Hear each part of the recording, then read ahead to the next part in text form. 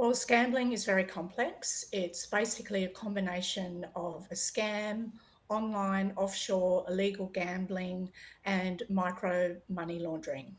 And it's a particular issue in Aboriginal communities, is it? It certainly is. It appears that Aboriginal communities have been geo targeted by overseas criminal groups. They're enticed to play. It's incredibly addictive. And like you say, it is definitely spreading like wildfire. Well, how popular is it? How many people are getting caught up in this? Well, I've done some mapping, Ros, and there's about 80 remote communities in the Northern Territory where people are playing.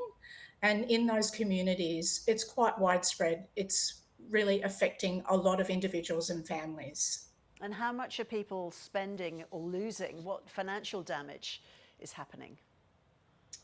Sadly, these people are already in poverty, and they're struggling financially before this happened. So it's hard to put a figure on the numbers. It's quite harmful. We're seeing daily multiple transactions day after day in bank statements going across to foreign pay ID accounts, never to be seen again. So it's affecting, their ability to cope with day-to-day living expenses. Are there consumer protections in place at all to combat these sites?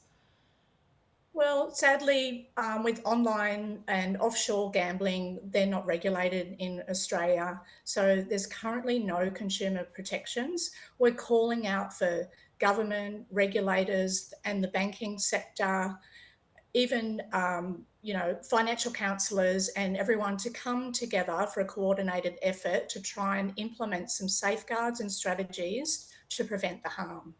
And Kelly, how can people identify these scams? What are the telltale signs or red flags? Well, they basically look very much like a legitimate gambling site. They've reproduced them to look very real. There's music and flashing lights and free spins, just like a normal online poker machine game.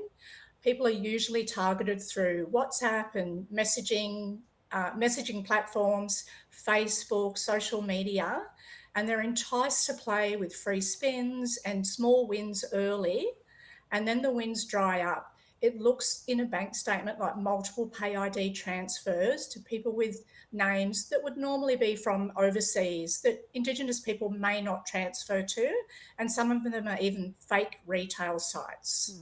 So, what can people do then if they find that they have been caught up in this?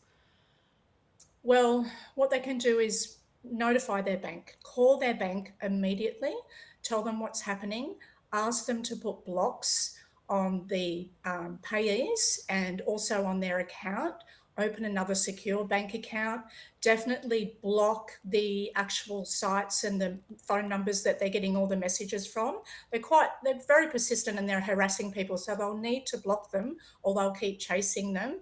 They can also reach out to the National Debt Helpline and Mob Strong, Debt Strong, or come and see one of their local money management workers in their community or their financial and wellbeing people.